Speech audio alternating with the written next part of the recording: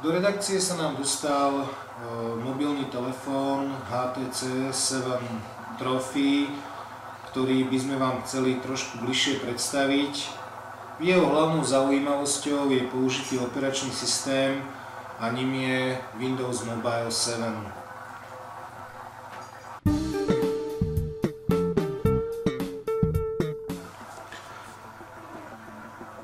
HTC Trophy je poháňaný operačným systémom Windows Mobile 7, ktorý je teda diametrálne odlišný od svojho predchodcu 6 alebo 6.5. Po odomknutí telefónu horným tlačidlom a vysunutím tej zamknutej obrazovky smerom dohora sa nám zobrazí klasické štvorcové menu tohto telefónu, kde sa zobrazené teda vybrané skratky k jednotlivým aplikáciám. Samotné menu telefónu potom vysunieme šipkou v pravej časti displeja, kde sú teda umiestnené všetky aplikácie, ktoré sú inštalované v tomto telefóne. Prostredie Windows Mobile 7 je nám už pomerne známe, mohli by sme sa teda radšej venovať jednotlivým funkciám tohto telefónu a začneme napríklad médiami. Je tu galéria obrázkov, ktorá zahŕňa nielen obrázky uložené priamo v telefóne, ale sú to aj obrázky uložené napríklad na serveri Livespace, kde som teda registrovaný. Sú uložené v kategóriách podľa jednotlivých priečinkov, ako sú uložené teda v tom fotoaparáte, respektíve pamäti telefónu a na serveri. To načítanie je trošku dlhšie, samozrejme, načítava sa to teda online.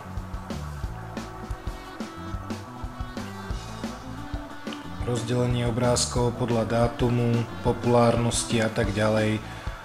Vzťahuje sa to však, toto rozdelenie sa vzťahuje však len na obrázky uložené priamo v telefóne, nie je teda uložené mimo prístroja. Zastúpenie tu má hudobný prehrávač, ktorý prehráva aj video od spoločnosti Zune. Vidíme tu náhľady jednotlivých skladieb, je ich tu niekoľko, ktoré sú takisto uložené v telefóne. Je tu teda prehrávač videa, prehrávač internetových staníc, rádio prehrávač a teda skratka na Windows Market. Druhým prehliadačom videí, ktorý som sem doinštaloval, je YouTube, ktorý používam najmä na prehrávanie streamovaného videa z internetu. Samotný Internet Explorer, ktorý si predstavíme, toto prehrávanie nezvláda.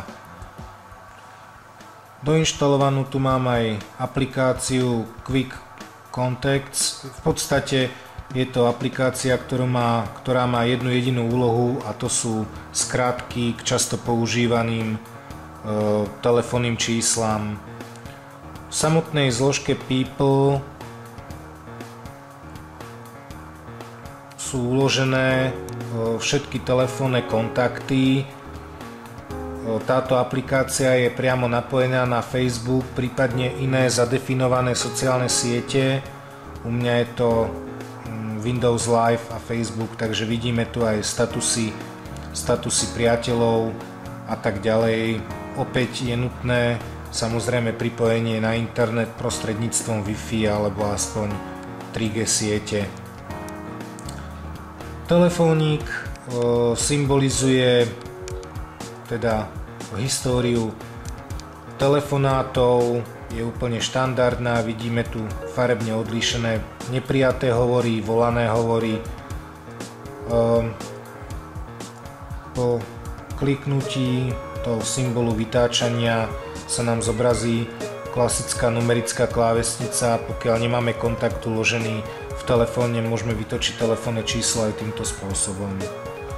prístup do adresára, opäť známy symbol a presunieme sa do tej zložky People, ako som uviedol, ktorá zahrňa teda nielen telefónne čísla uložené v telefóne, ale aj synchronizované s Googlom, Facebookom, poprípade s Windows Live či MySpaceom. Z ďalších skratiek tu máme napríklad Marketplace, je to teda skratka do obchodu s aplikáciami. Vidíme, že si môžeme zvoliť, či chceme aplikácie od spoločnosti HTC, respektíve iné aplikácie, hry a hudbu.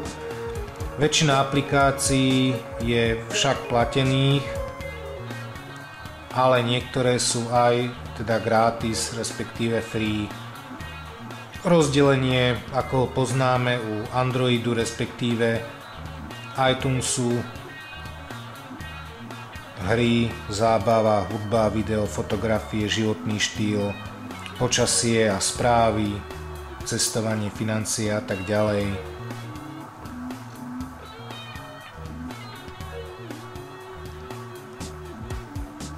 Ikonka Outlooku sa nám zobrazí len vtedy, pokiaľ máme zadefinovanú nejakú e-mailovú schránku. U mňa je to Gmail, s ktorým mám synchronizované teda aj všetky kontakty, pretože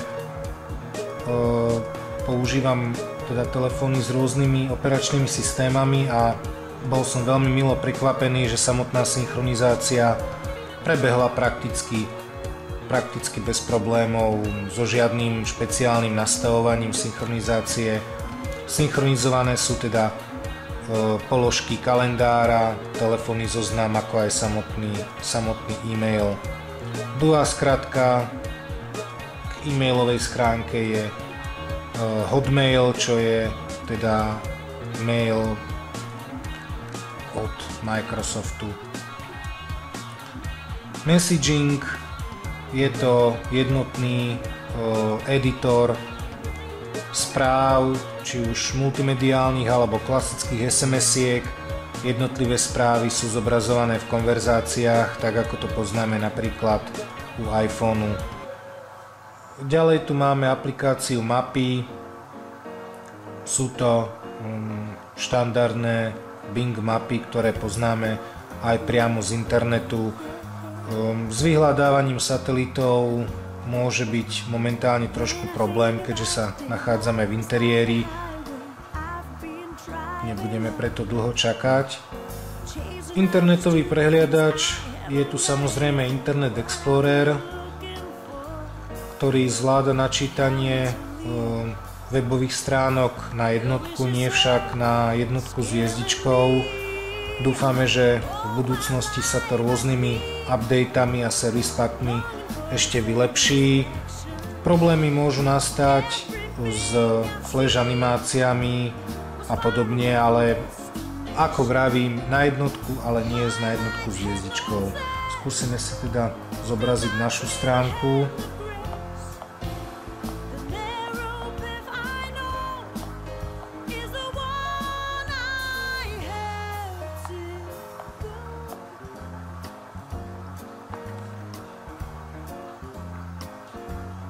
Sme pripojení cez Wi-Fi, takže to načítanie nie je nejaké extrémne dlhé.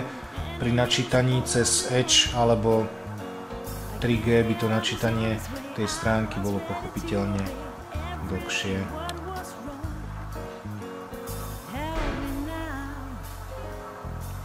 Display podporuje multitouch. No a tu vidíme